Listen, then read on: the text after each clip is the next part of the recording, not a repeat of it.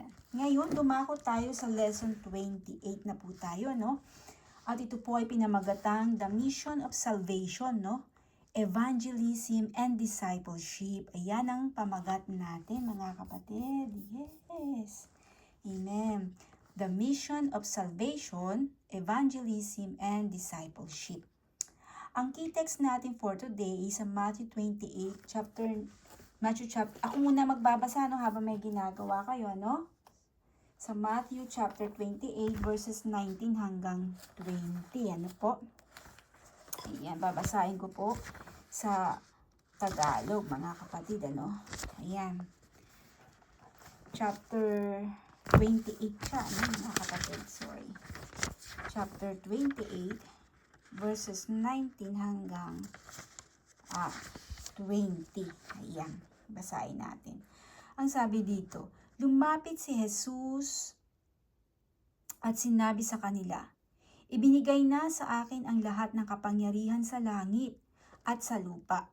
Kaya't habang kayo'y humahayo, gawin ninyong alagad ko ang mga tao sa lahat ng bansa. Bautismuhan ninyo sila sa pangalan ng Ama at Anak at ng Espiritu Santo. Narinig na naman po natin, ano po, mismong si Jesus Christ po ang nagsabi niyan, ha? Si Jesus Christ po ang nagsabi niyan. Ang sabi doon, bautismuhan ninyo sila sa pangalan ng Ama at ng Anak at ng Espiritu Santo. Ano po? Kaya tingnan na, kaya dito natin makikita na talagang biblical po talaga ang water baptism bilang isang Kristiyano. Amen. Tingnan naman po natin sa Romans chapter 10 verses 13 hanggang 15. Ano po? Romans chapter 10 verses 13 hanggang 15. Babasahin ko po sa inyo, ha. Ayan. Ito na. Dahil sinasabi sa kautusan, maliligtas ang lahat ng tumatawag sa Panginoon. Paano naman sila tatawag sa Kanya kung hindi sila sumasampalataya? Paano sila sasampalataya kung wala pa silang napapakinggan tungkol sa Kanya? Paano naman sila makakapakinig kung walang mangangaral sa kanila? Malinaw na malinaw po, no? Na kailangan talaga may isang tagapagngaral, no po? At paano makakapangaral ang sino man kung hindi siya ang isinugo? Tulad ng nasusulat, kay gandang pagmasdan ng pagdating ng mga may dalang magagandang balita. Amen? Lahat po tayo ay sinugo ng ating Panginoon Diyos, mga kapatid. Kaya po tayo ngayon ay nag-aaral.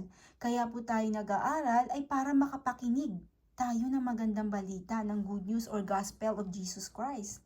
At kapag ito'y napakinggan natin, may malalaman tayo, may matututunan tayo, and one day, gagamitin po tayo ng Diyos para po mangaral. Ano po? Amen. Now, maraming Kristiyano, mga kapatid, ang naniniwala na sapat na ang tumanggap ng kaligtasan kay Jesus Christ. Pero ayon po sa Bible, ha, ang tumanggap ng kaligtasan ay kasabay na tinawag na maging saksi ng mabuting balita at maging bahagi ng paggawa ng mga alagad. Ibig sabihin, disciples. Ang kaligtasan ay hindi lamang personal na kaloob, kundi isang misyon na dapat nating ipasa sa iba to make a discipleship. Kasi inutusan tayo, go ye and spread the good news. Hindi po ba? Utos yan is a command of Jesus Christ. Amen? Now, dito tayo dumako sa historical and cultural background nito. Ano po? Sa Matthew 28, sa context na ating binasa, ang tawag po doon is the Great Commission. Ito ang huling tagubili ni Jesus Christ bago siya umakyat sa langit. Ang kanyang salita ay binigay hindi lang sa mga apostol niya, kundi sa lahat ng kanyang mga tigasunod.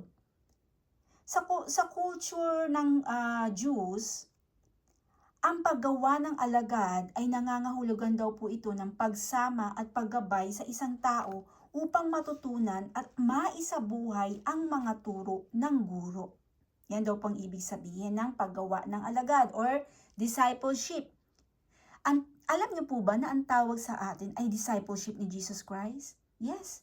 Tayo po ay mga disciples ni Jesus Christ.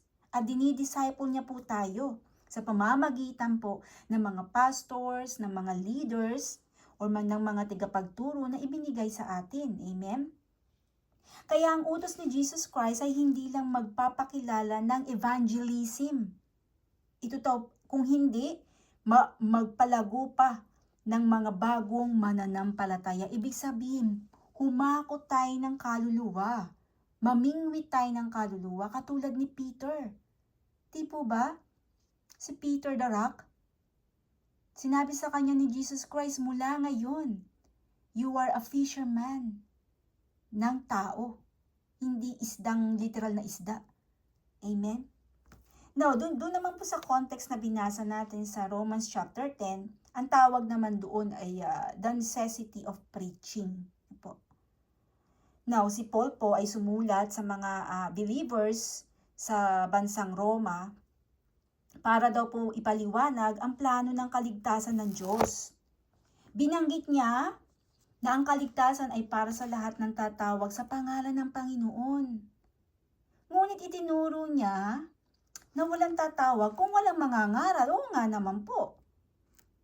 Now, sa Greek, Roma, na culture po, ang messenger po ay tinatawag na kyrios.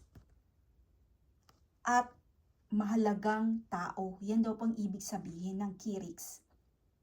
Siya ang nagdadala ng opisyal na balita mula sa hari. Wow, yung pala yun ang trabaho, parang messenger ng hari. Ano po? Ganito rin ang mga Kristiyano, mga kapatid. Tagapagdala ng mabuting balita or good news or gospel of Jesus Christ ng hari ng mga hari. Hindi po ba si Jesus Christ is the King of Kings? Amen. Siya po ang hari ng mga hari. Amen. Hindi po ang bansang England. Amen. Now, matapos makita ang historical background, mga kapatid, ngayon naman ay titingnan natin ang tatlong pangunahing katotohanan tungkol po ito sa misyon ng kaligtasan. Magsisimula tayo sa utos mismo ni Jesus Christ. Now, number 1, yung tinatawag na the Great Commission. Go and make disciples. At yan po ay mababasa nga sa Matthew 28, chapter 19 hanggang 20, chapter 28 verses 19 hanggang 20. Ano po? Now, ang salitang ginamit na go sa Greek word ay poritentis, ay hindi lamang nangangahulugan daw po na umalis, kundi ito ay participle na may kahulugang habang ikaw ay lumalakad or habang ikaw ay nagpapatuloy. Ibig sabihin, ang mission ay hindi lang ginagawa ng mga misyonero or full-time workers. Ito po ay dapat na natural na bahagi ng ating pang-araw-araw na pamumuhay.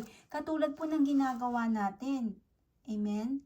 Nagbabahagi tayo ng Word of God, hindi po ba? Si Sister Lisa sa kanyang mga anak.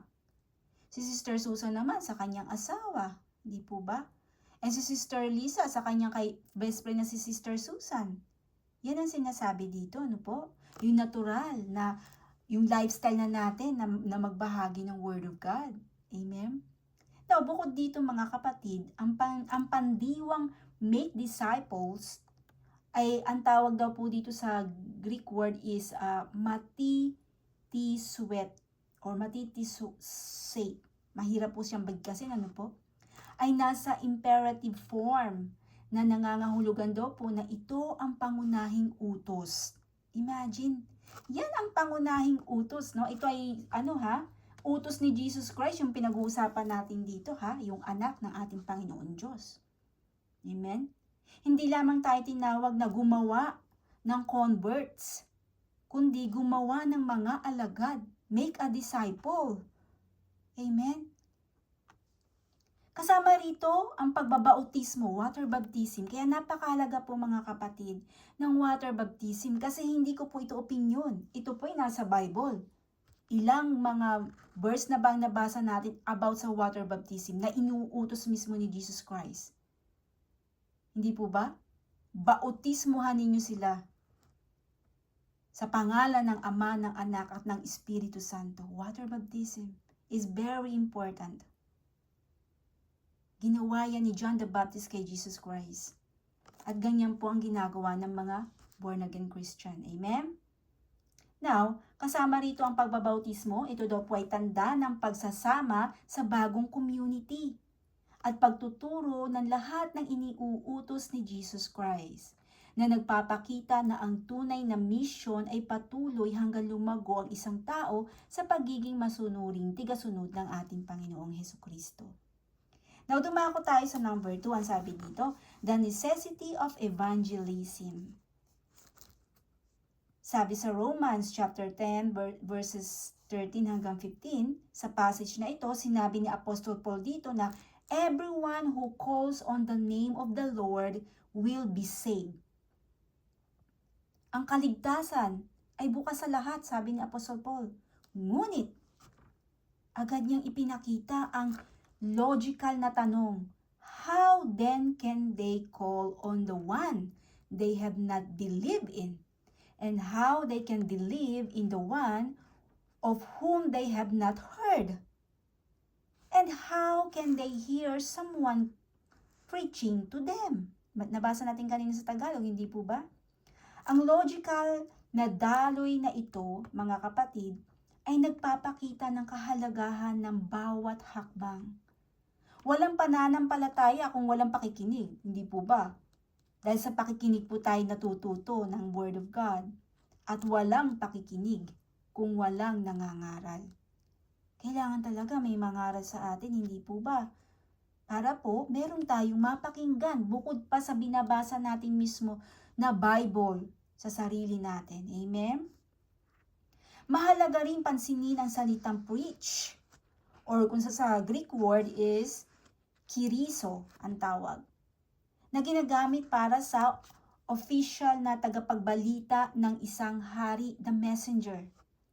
Ang ibig sabihin, ang Kristiyano daw po ay hindi basta nagsasalita ng opinion. Ito po yung sinabi ko sa inyo nung unang-una, yung first time natin nag-start, kami pa lang ni Sister Lisa noon. Sabi ko sa kanya, Sister Lisa, kapag mag-aaral tayo ng Bible study, ipinapaalam ko po sa inyo na ang ituturo ko po sa inyo ay hindi po ito opinion sa opinion ko galing. Bible-based po talaga tayo. Amen? Amen po? So, Amen.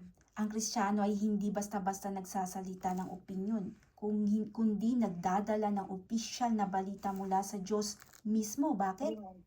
We are the Bible-based only. Kaya napakahalaga na nagbabasa tayo ng Bible kasi para kung meron mang false teacher na may makasalamuha tayo, hindi tayo maliligaw. Huwag natin silang sisihin, mga kapatid, na nagtuturo sila ng false teaching. Dapat, kasi tayo, meron na tayong knowledge, nagbabasa na tayo ng Bible, so dapat alam na natin kung ano yung tunay na sinasabi sa Bible at yung hindi tunay. Kaya, hindi tayo maliligaw kasi nababasa tayo ng Bible eh. Amen? Ngayon, kapag naligaw tayo at nakarinig tayo ng false teacher, ng false teaching, at tayo naniwala pa rin, ay, sisihin mo yung sarili mo. Kasi ba't ka naniwala? Ay, alam mo naman palang hindi ganun yung nakasulat sa Bible, hindi mo man nang chinek kung tama ba yung sinabi niya, kung nasa Bible pa talaga yun, kung sinabi ba talaga ng Diyos yun o hindi, di ba? Minsan kasi ang mga Kristiyano, sinisisi yung mga false teachers. Pero hindi eh. We have a responsibility to ourselves too. Amen? Hindi po tayo basta-basta maliligaw ng mga false teachers kung tayo mismo ay nagbabasa ng Bible. Ayan na po ang Bible, abot kamay. Huwag po natin hayaan na maalikabukan ito, mga kapatid. Amen? At nakakahiya naman po umakyat sa langit nang hindi natin natatapos cover to cover man lang ang Bible. Amen po? Kaya nabibless po ako sa inyo dahil nagkaroon na po kayo ng eagerness na magbasa ng Bible. Amen? Ang evangelism daw po ay hindi mensahe ng tao kundi ng Diyos. Hindi ito mensahe ng tao talaga. Ito ay message of the Lord God.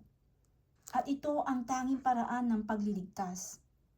Hindi po salita ng tao ang nagbibigay salvation, kundi salita ng Diyos. Amen po ba? Kaya ang evangelism, itong ginagawa natin, evangelism po ang tawag ko dito. Ang tawag dito ng Bible is evangelism. Kaya lagi ko po itong binabanggit sa mga kapatiran, ay may ine-evangelize ako, 3 sila. Po.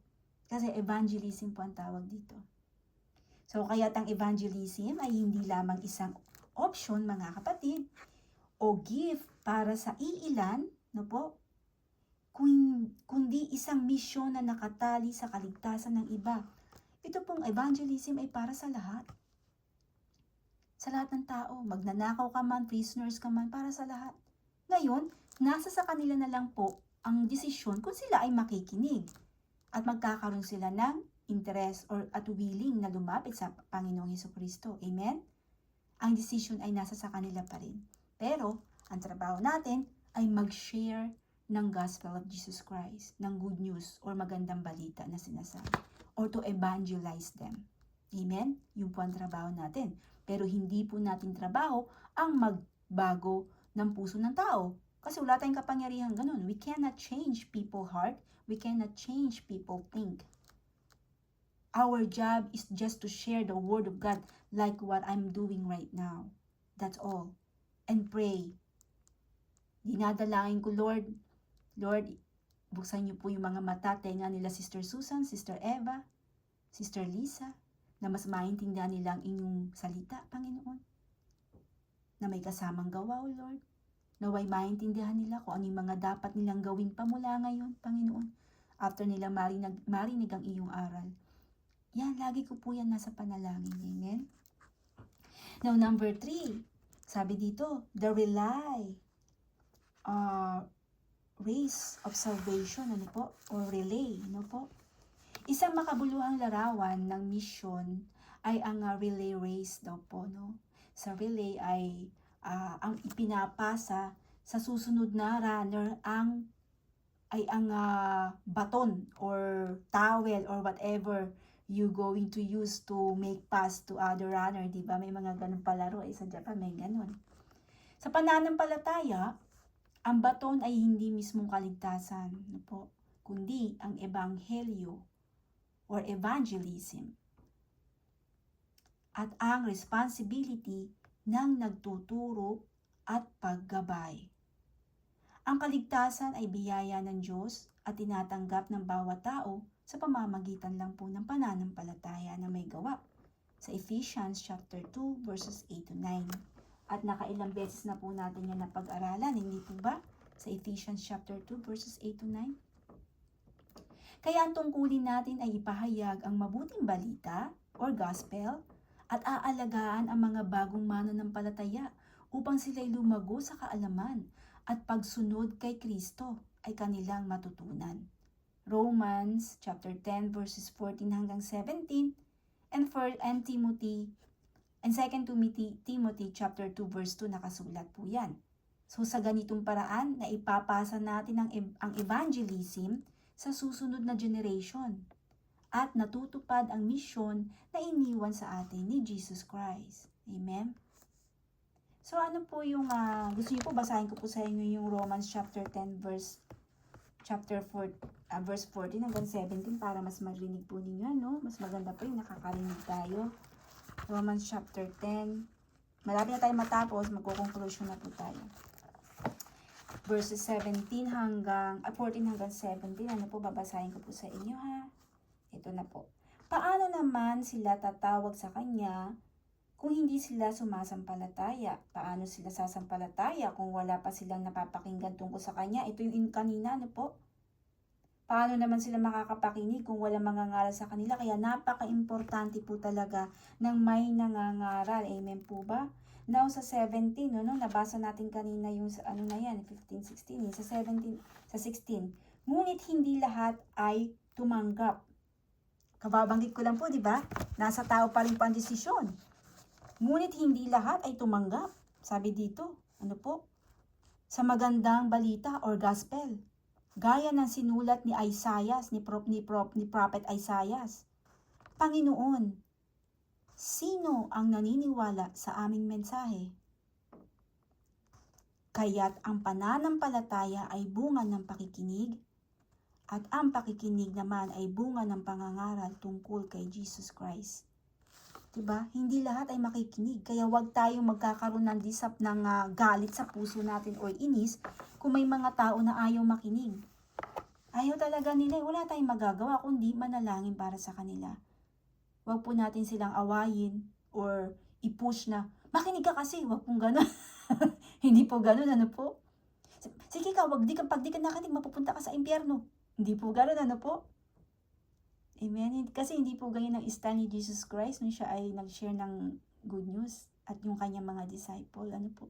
At yung mga nauna pa sa atin. Malumanay po sila mag-share ng word, but bold, very bold. Ibig sabihin, prangka. Diretso, straight. Masakit. Kasi, ang salita ng Diyos nga po ay masakit, hindi po ba? Sabi nga, ang salita ng Diyos ay parang espada na napakatalas. Masasaktan talaga ang makakarinig. Bakit? Kasi nasa makamundo pa silang gawain. Ganyan din po ako noon. Noong ako'y nasa makamundo pa, pag nakakarinig po ako ng Word of God, iniisip ko yung pastor, itong pastor na to pinariringgan ako. Kahit yung hindi pastor, kahit yung mga nagsisharing ng insight, aba, pinariringgan ako nitong babae na to. Masakit eh. Bakit? Kasi ginagawa ko pa yung mga nakalagay sa Bible na masama na hindi dapat gawin. Kaya masakit, masasaktan ako. At iisipin natin na pinariringgan tayo, pero hindi eh. Pero simula nung tayo nabuksan ang ating mga mata at isip at puso, nagkaroon tayo ng knowledge at wisdom. Kapag nakakarinig tayo ng mga ganun salita ng ating Panginoong Jesucristo. Yes, masakit pa rin minsan kasi syempre we are not perfect. Pero anong ginagawa natin? Nagdadasal tayo, sinasabi natin agad, Lord, ito yung naging kasalanan ko kahapon. Itong preaching ngayon ni Pastor. Patawarin niyo po ako. Di ba nagkakaroon tayo ng repentance? Agad, urgency. Nagsisisi agad tayo. At humihiling tayo na, Lord, tulungan niyo po ako na wag ko na pong gawin yun. Ayoko na pong gawin yun, di ba? Hindi na tayo nagagalit sa nagsasalita.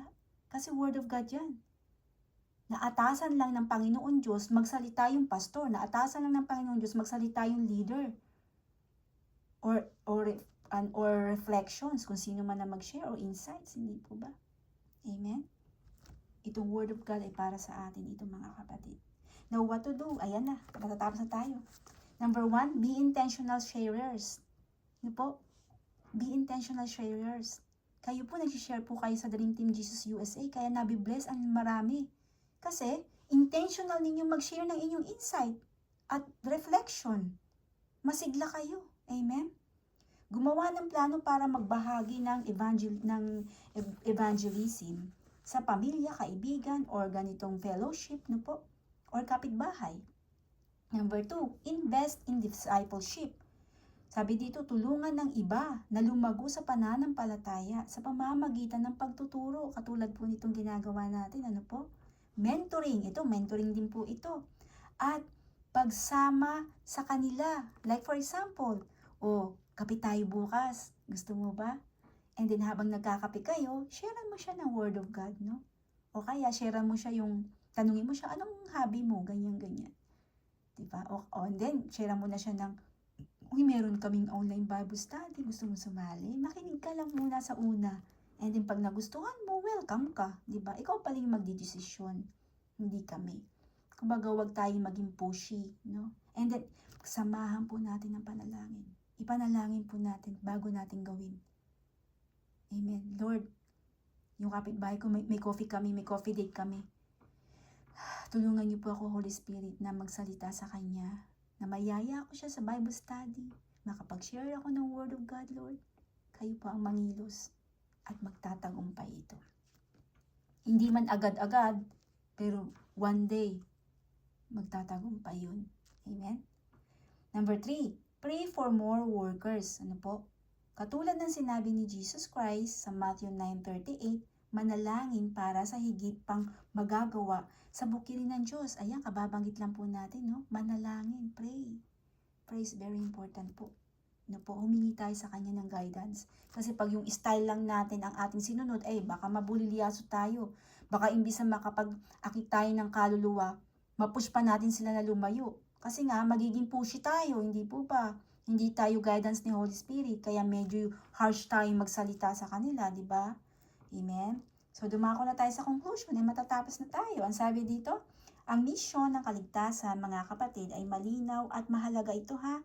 Ipahayag natin ang ebanghelyo at gumawa ng mga alagad. Ibig sabihin, make a disciple para no? Kung sino yung mga pwedeng yung yayain na kaibigan nyo na may potensyal na makinig, yayain nyo lang dito sa ano natin, sa Evangelism Online Bible Study natin, di ba? Isang click lang naman yun, nandito na sila, amen? Sa Matthew 28 kanina, ipinakita na ito ay utos mismo ni Jesus Christ. Hindi ko po ito opinion, ha? Hindi ito opinion ni Sis Mary, hindi ko ito utos. Utos to ni Jesus Christ. Sa Romans chapter 10, yung binasa din natin kanina, ipinakita na walang kaligtasan kung walang nangangaral talaga. Kailangan po talaga may nangangaral para may mapakinggan. Ano po? Hanggang ngayon mga kapatid, ito pa rin ang ating responsibility. Responsibility natin ito. Ano po? Ang kaligtasan ay hindi titigil sa atin. Dapat i-share natin ito sa iba. Ano po? I know the salvation is individual, but our job is to share the gospel at yan ay command ng ating Panginoong Hesukristo. Amen? Dapat natin itong ipasa sa iba. Sharing is caring. Sabi nga, ipahayag din sa kanila yung mga naririnig natin, natututunan natin at ipalago sa buhay ng iba. Tulungan natin silang lumago. Katulad ng ginagawa natin sa isa't isa ngayon na nagpapalaguan tayo sa isa't isa. Lumalalim tayo sa salita ng Diyos. Amen? Nagkakaroon tayo ng mature spiritual. Amen? So hanggang dito na lamang po, hayaan niyo po ako magbigay ng closing prayer. Father God, maraming salamat sa oras na ito. Father God, hindi po hadlang ang ilang minuto na aming nalagpasan, Panginoon, pero kami nagtagumpay pa rin, pinagtagumpay niyo pa rin po kami na maghatid ng inyong banal na salita, Panginoon. Maraming salamat sa buhay ni Sister Lisa, ni Sister Eva, oh Lord, sa kanilang pagdalo sa ngayong araw na ito, sa kabila ng kanilang kabisihan, ay talaga namang naglaan pa rin sila ng oras para makapakinig ng inyong magandang balita. Ganon din po si Sister Eva, itinataas namin ang aming kapatid na ito, Panginoon, kung ano man po ang kanyang ginagawa ngayon, ay baka po siya ay inuutusan ng kanyang amo. Lord, i-bless niyo po siya at pag-ingatan niyo po siya sa kanyang trabaho, Panginoon. Maraming salamat, O Lord. Lahat ng dalangin ko po ay dinadalain ko sa pangalan ng inyong anak na banal na si Jesucristo, na aming tigapagligtas at aming Panginoon. And He is the way, the truth, and the life. Wala nang iba. Amen, amen, amen. Siya ay si Jesucristo lamang. Amen. Praise God.